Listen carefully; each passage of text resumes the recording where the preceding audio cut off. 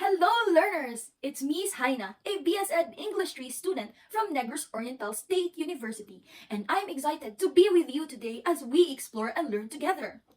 Good day, my dear learners! Today's educational lesson tackles about an interesting topic titled The Historical and Sociological Foundations. But before we proceed to our lesson, let us first read and discuss our learning objectives.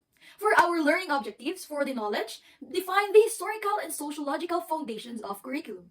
For the skills, explain why the changes in history and society affects the curriculum through analyzing picture scenarios. And lastly, for the affective, appreciate the importance of history and society in shaping education. Now let us talk about what is curriculum. Now, the term curriculum refers to the planned sequence of learning experiences encompassing what students learn, how they learn it, and how their learning is assessed, all within the context of society and its evolving needs and values. Let us now delve into historical and sociological foundations. Now, the term historical and sociological foundations means looking at how history, the past events, periods, and changes in education, and for society like the people, culture, values, and problems have influenced the way schools and curriculum are made today.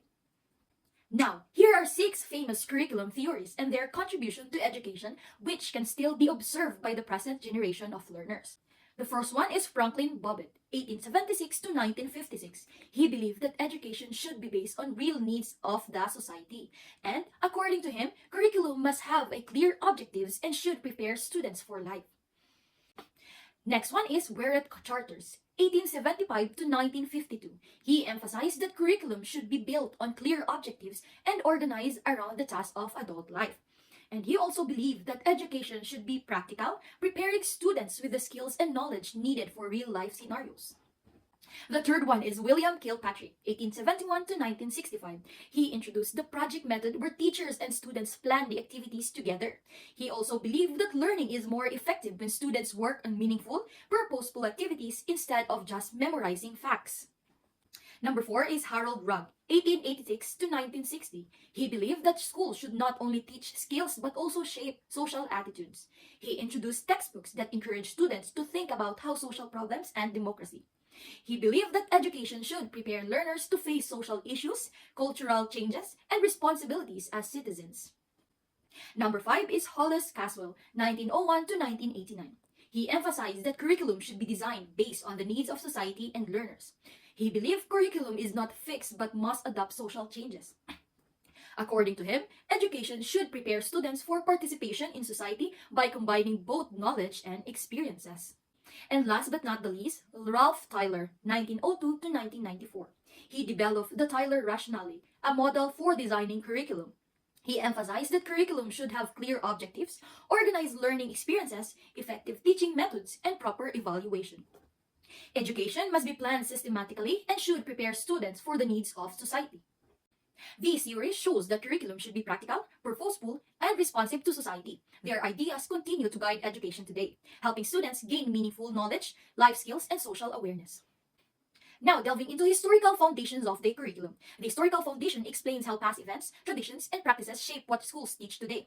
It shows how history influences our current education system, as society's needs, cultures, and values guided the development of subjects, methods, and goals. In the Philippines, major events greatly impact education, especially under different colonizers who use schooling in different ways to spread their principles and beliefs.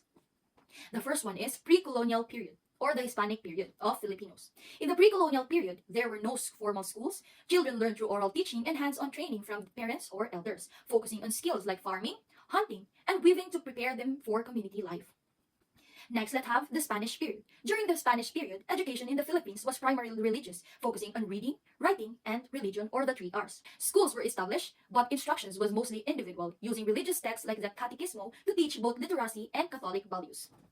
Third one, let's have the American period. During the American period, education in the Philippines shifted to English as the language of instruction and emphasized developing both the mind and the body.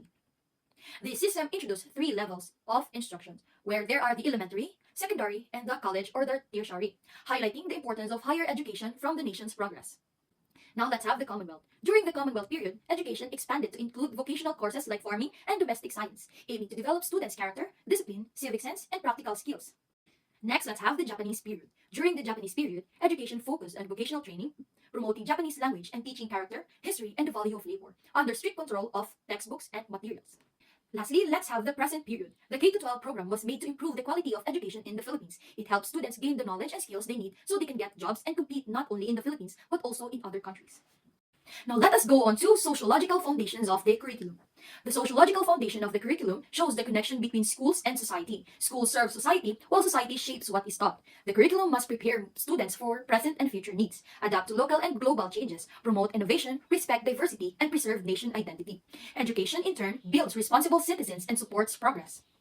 There are also aspects of society that needs consideration in curriculum meaning. First, let's have the change occurring in societal structures. The curriculum adapts to change in family, technology, and system to prepare students for real life. Let's have the transmission of cultures. Schools preserve traditions and values while also opening learners to new ideas. Third, let's have social problems as issues of curriculum. Curriculum addresses issues like poverty, inequality, and environment to build awareness and responsibility. Fourth one, let's have economic issues. Curriculum equips students with skills for jobs, productivity, and national development. Now, overall, curriculum serves as a bridge between education and society. It adapts to social changes, preserves culture, addresses pressing issues, and equips students with the knowledge and skills needed to personal growth and active participation in the community and the economy. Lastly, let's have the sociological basis. Now, number one is aims for education. Education aims to prepare students for life by developing knowledge, skills, values, and social responsibility. Second, the curriculum. The curriculum is the plan of what students should learn, shaped by society's needs, culture, and future demands. Third, let's have the methods of teaching.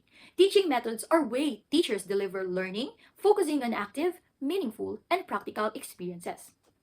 Number four, the role of the teacher. Teachers guide, motivate, and shape learners, acting as facilitators of knowledge and values.